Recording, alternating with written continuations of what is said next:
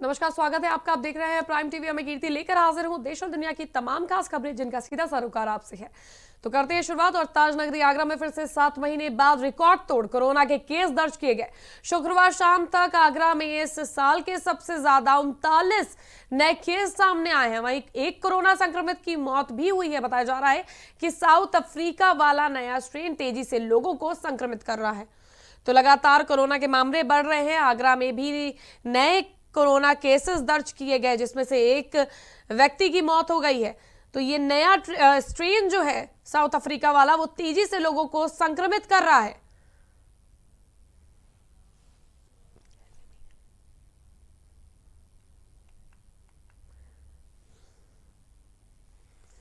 तो कोरोना ने नए रिकॉर्ड बनाना शुरू कर दिया है। जिस तरह से लगातार कोरोना के मामले बढ़ रहे हैं, वो लगातार नए रिकॉर्ड बना रहे हैं। आगरा में भी ऐसे ही मामले सामने आ रहे हैं जो लगातार बढ़ते जा रहे हैं और तेजी से ये मामले बढ़ रहे हैं।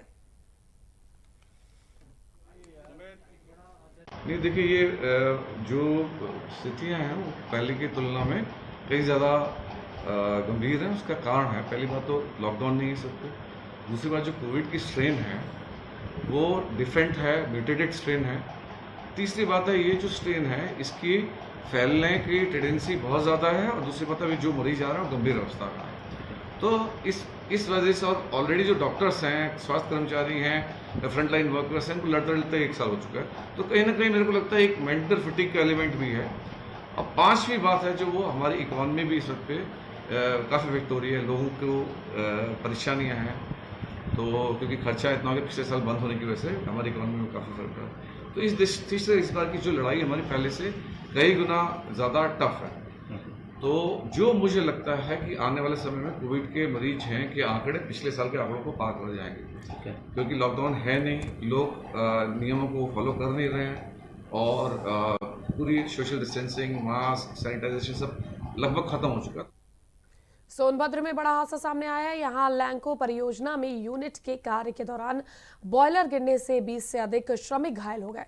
सीआईएसएफ के जवानों ने मोर्चा में 16 श्रमिकों को रेस्क्यू कर लिया है। सभी घायलों को नेहरू अस्पताल में भर्ती कराया गया है। बता दें कि 1200 मेगावाट की अनपरा सी लैंको परियोजना में 600 मेगावाट की यूनिट के कार्य के दौरान बॉयलर गिर गया, जिसके चलते ये घटना सामने आई। यूनिट नंबर 2 के अनुरक्षण के लिए 80 मीटर ऊंचाई पर श्रमिक काम कर रहे थे। हालांकि अभी भी कई और श्रमिक फंसे हो सकते हैं।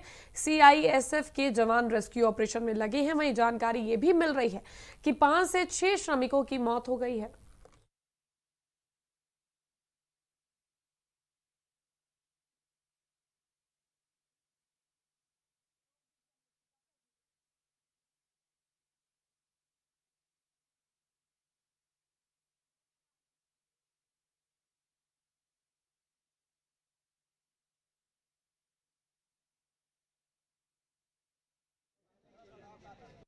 थाना अनपरा अंतर्गत लैंको पावर प्लांट में मेंटेनेंस वर्क चल रहा था।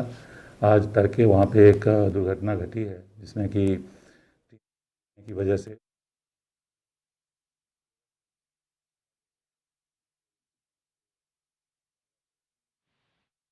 अभी जयंत सिंगरौली स्थित अस्पताल में चल रहा है और 8 मजदूरों को प्राथमिक उपचार के बाद छोड़ दिया गया है। कोई भी मजदूर वहाँ पर फंसा हुआ नहीं है। स्थानीय पुलिस भी मौके पर मौजूद है और वहाँ कोई कानून व्यवस्था। आगरा में पुलिस को बड़ी सफलता मिली है। पुलिस ने अवैध रूप से चल रही असलहा फैक्ट्री का भांडाफोड़ किया। बता दें, थाना बाह के गांव बडेरा के पास यमुना के बीहड़ में अवैध हथियार तमंचा बनाने की फैक्ट्री धड़ल्ले से चल रही थी, जिसकी सूचना पर पुलिस ने छापेमारी के दौरान अवैध फैक्ट्री का भांडाफोड़ किया है। पुलिस ने मौके से हथियार बनाने के उपकरण सहित एक अभियुक्त को भी गिरफ्तार किया है। तो आगरा में अवैध असलहा फैक्ट्री का पुलिस के द्वारा भांडाफोड़ किया गया है, जिसमें हथियार बनाने के काफी उपकरण भी बरामद हुए हैं। साथ ही साथ एक अभियुक्त को गिरफ्तार किया है। वहीं इस तरह के गिरोह पर लगातार पुलिस छापेमारी कर उन पर कड़ी कार्रवाई कर रही है।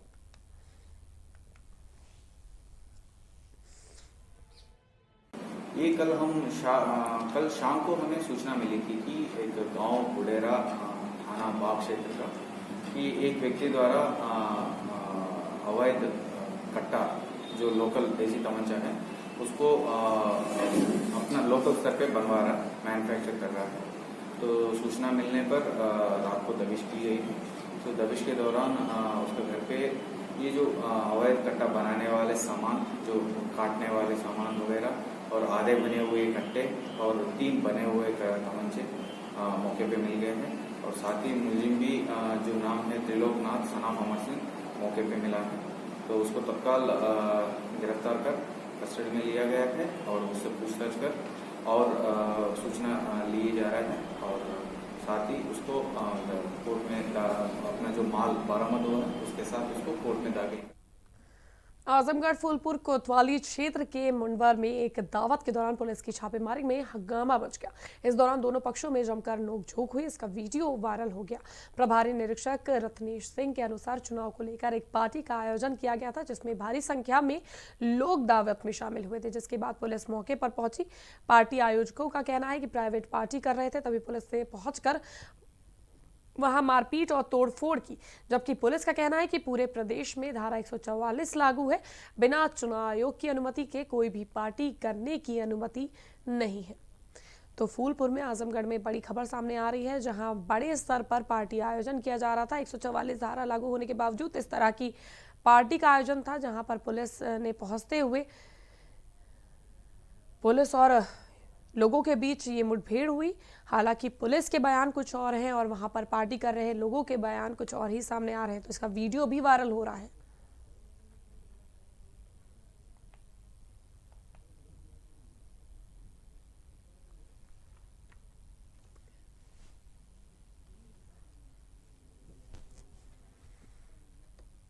आजमगढ़ के एसडीएम द्वारा चुनाव को लेकर बूथों का निरीक्षण किया गया। साथ ही निर्वाचन संबंधी प्रत्याशियों और ग्रामवासियों के साथ बैठक की गई। बैठक में सीओ, सदर, तहसीलदार, प्रभारी निरीक्षक उपस्थित रहे। शांतिपूर्ण चुनाव, नामांकन, मतगणना सब पर चर्चा की गई। तो आजमगढ़ में ग्रामीणों ने बूथों का निरीक्षण किया एसडीएम ने। इस दौरान उन्होंने तमाम तरह की आगामी चुनाव को देखते हुए, जिस तरह से पंचायत चुनाव आ रहे हैं नजदीक, उसको भी देखते हुए चुनाव को लेकर नामांकन प्रक्रिया सही ढंग से कराने, साथ ही साथ मतगणना को लेकर भी जरूरी दिशा निर्देश दिए गए और पूरी जानकारी ली गई।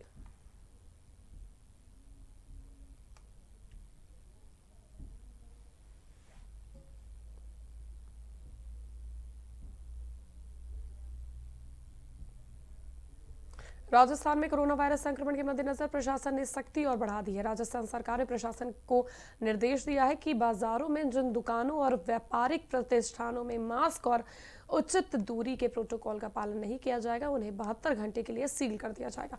पूरे राज्य में 1675 कोरोना पॉजिटिव आए हैं। इस साल जयपुर में सबसे ज्यादा 367 कोरोना के मामले 3 अप्रैल को सामने आए और सबसे ज्यादा राज्य में 3 मौतें भी हुई हैं। इस साल पहली बार राज्य में कोरोना के एक्टिव मरीजों की संख्या 10,000 के ऊपर पहुंची है। राज्य में कोरोना के एक्टिव मरीजों की संख्या 11,738 हो गई है। तो लगातार कोरोना जिस कदर बढ़ रहा है, उसको देखते हुए ये निर्णय लिया गया है कि अगर जिस भी संस्थान में कोरोना प्रोटोकॉल्स की और कोरोना गाइडलाइंस की तमाम चीज़ों को फॉलो नहीं किया जाता हुआ पाया जाएगा, जो भी संस्थान, उसको 72 घंटे के लिए सील कर दिया जाएगा।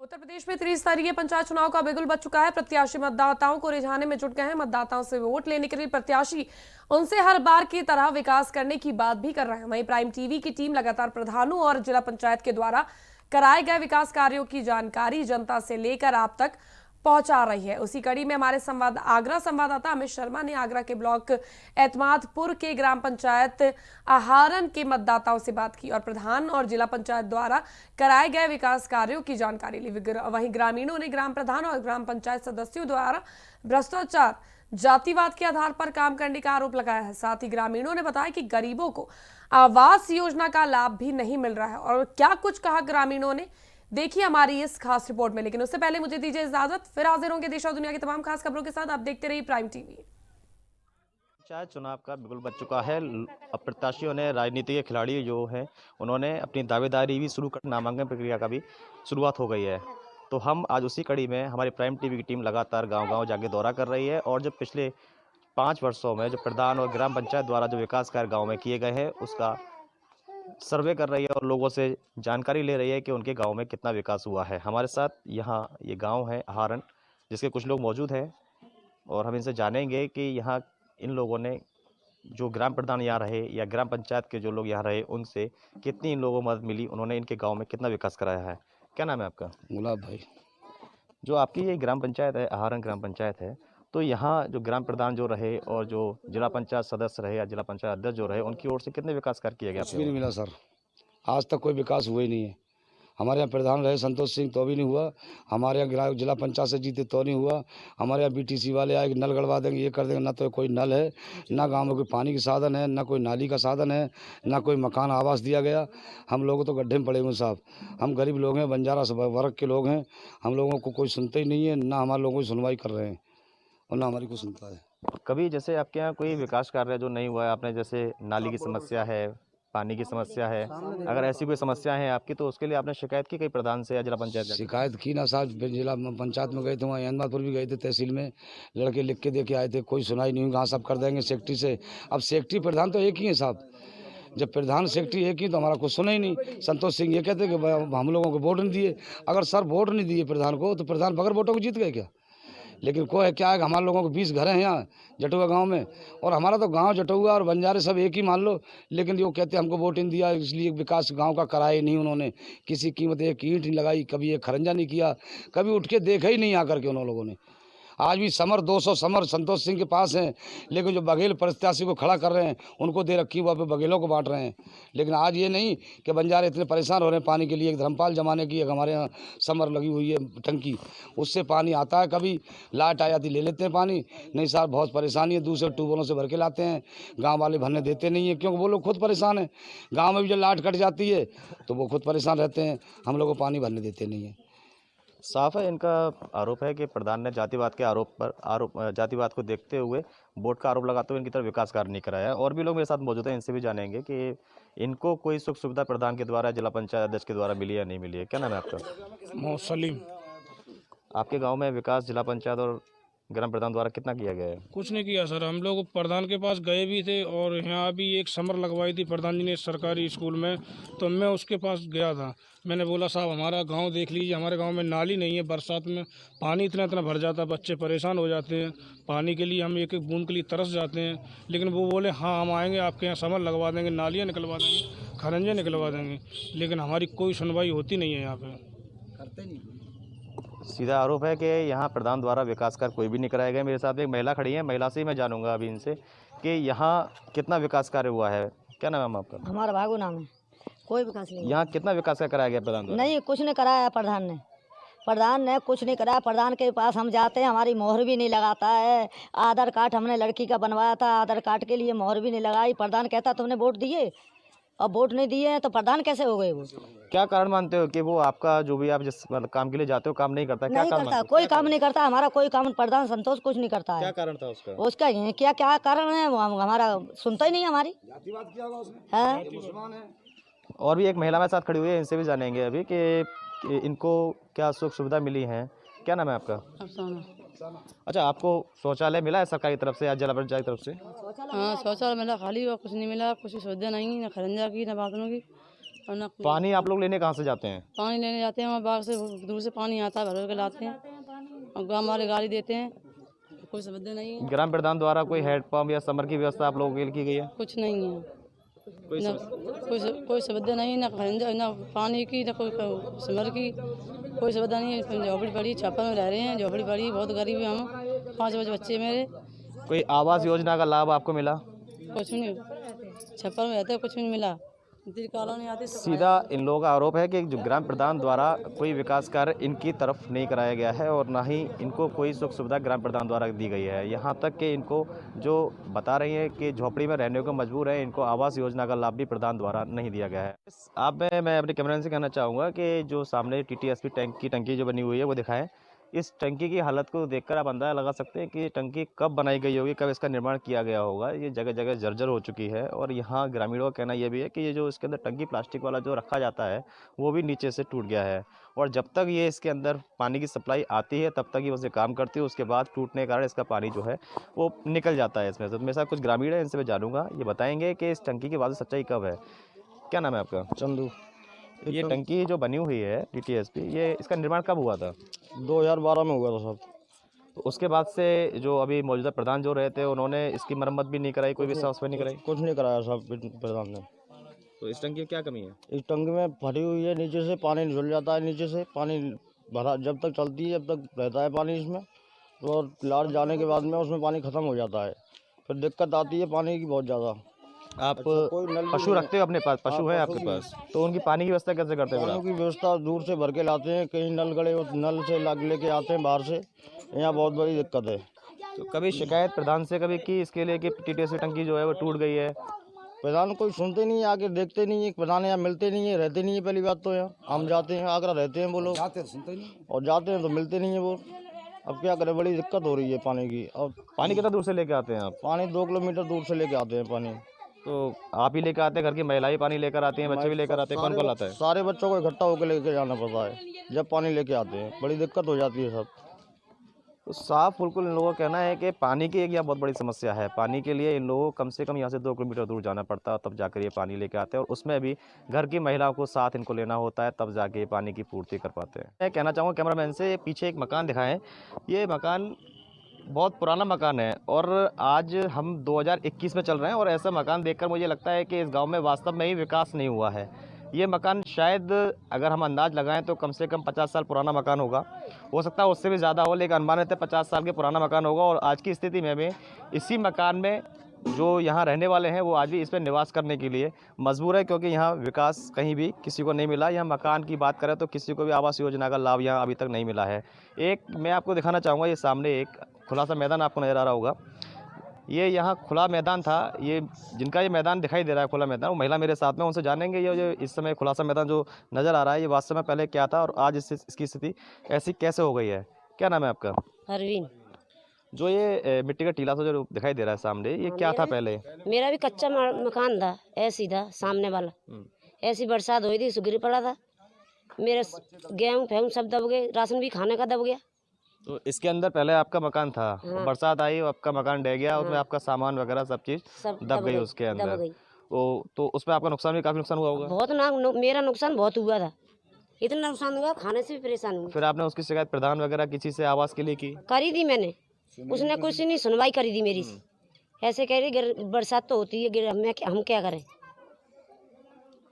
तो ये वास्तव बड़ी विडम्बना है इस गांव में कि प्रधान के पास भी जाते हैं, प्रधान वोट मांगने तो आते हैं, और अब जिस तरीके का दौर है, नामांकन प्रक्रिया आज पूरी हो गई है, उसके बाद में लगातार दौर है कि लोग आएंगे, अपने अपनी जो योजना बनाई है उसको बताएंगे, लेकिन फिर उसके बाद जब जीतने के बाद में इन्हीं लोगों को ठेंगा देकर भूल जाएंगे। तो ये साफ तौर से दिखाई दे रहा है कि जिस तरीके से महिला का मकान था और मकान टूट गया, उसके बाद इस महिला ने अपनी गुहार लगाई कि मुझे आवास योजना के तहत एक मकान की व्यवस्था कर दी जाए।